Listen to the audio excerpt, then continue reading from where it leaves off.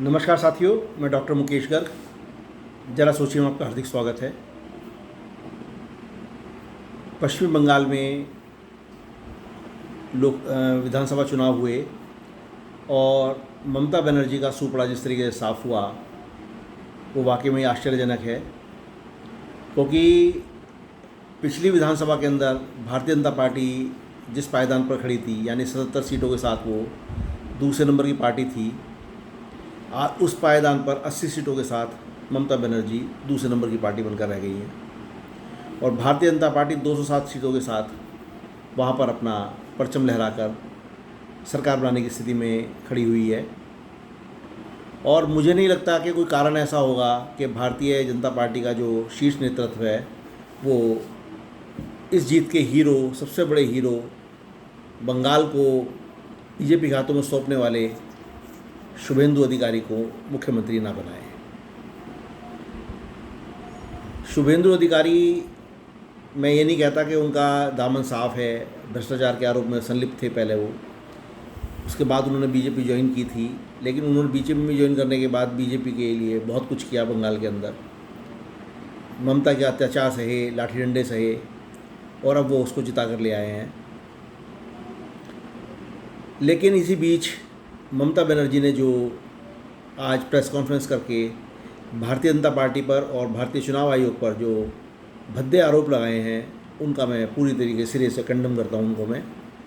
और ममता बनर्जी से सवाल पूछना चाहता हूं कि वो जो जनता के अंदर ये मैसेज देने का प्रयास कर रही हैं कि SIR सबसे बड़ा दुश्मन रहा उनके लिए।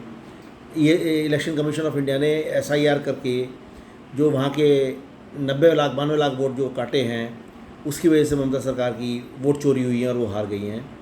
तो यहाँ ममता जी को मैं बता देना चाहता हूँ कि सबसे ज़्यादा उन इफ़ेक्टेड विधानसभा क्षेत्रों में जहाँ SIR में वोट कटे हैं, उनमें सबसे ज़्यादा सीटें ममता बनर्जी ने ही जीती हैं, उनकी TMC ने ही जीती हैं। और ये कहना बिल्कुल बेमानी है कि SIR की वजह से वो हार गई।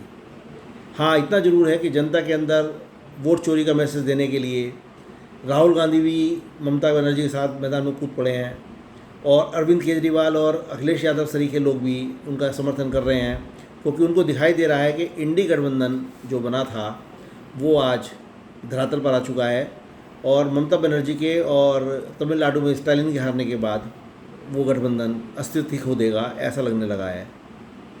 इन सब बातों को देखते हुए ममता बनर्जी को किसी भी तरीके की हील उज्जत ना करते हुए मुख्यमंत्री पद से इस्तीफ़ा दे देना चाहिए था, लेकिन उन्होंने घोषणा की है कि मैं चुनाव नहीं हारी हूँ और मैं इस्तीफ़ा देने राजभवन नहीं जाऊँगी। ये जिद करके उन्होंने अपनी बनी जो थोड़ी बहुत उनकी साख बची हुई थी उसको भी ख़त्म कर लिया है, क्योंकि ऐसा देश के अंदर कोई भी कानून नहीं है कि यदि कोई मुख्यमंत्री चुनाव हारने के बाद इस्तीफ़ा देने नहीं जाएगा तो वो मुख्यमंत्री पद पर बना रहेगा। ऐसा कोई प्रावधान इस देश के अंदर नहीं है। सीधे सीधे गवर्नर जो हैं वो ऐसे मुख्यमंत्री को बर्खास्त करने का अधिकार रखते हैं और बर्खास्त होने की स्थिति में कितनी बेइज्जती ममता बनर्जी की होगी ये आप समझ सकते हैं। लेकिन विपक्ष तो ठहरा विपक्ष, भारतीय जनता पार्टी की और RSS की बढ़ती हुई ताकत को से जलते हुए ये जो सब बातें की जा रही हैं ये अपने आप में अशोभनीय हैं, बड़ी ख़राब हैं। और ममता बनर्जी सरीखी एक बड़ी नेता को इस तरह की अशोभनीय बातें करते हुए अच्छा नहीं लगता। कांग्रेस से राहुल गांधी जी को इस तरह की बातें करते हुए अच्छा नहीं लगता।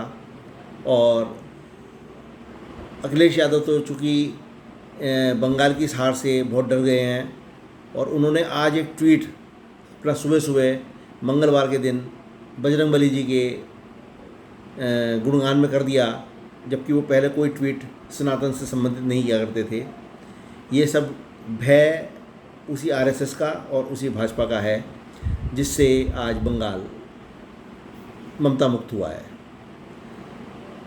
साथियों, मेरी ममता बनर्जी जी को ये सलाह है कि वो अपनी हठधर्मिता को छोड़कर सम्मान के साथ राजभवन जाकर इस्तीफ़ा दें, हार को स्वीकार करें और अपनी पार्टी के कार्यकर्ताओं के अंदर टूटते हुए उस जोश को दोबारा भरने का प्रयास करें जो उन्होंने 15 साल तक बरकरार रखा था। और जिस तरह की जिजीविषा उन्होंने कम्युनिस्ट पार्टी को हराने में दिखाई थी, उस तरीके की लगन से दोबारा काम करें। शायद अगली बार चुनाव जीत जाए।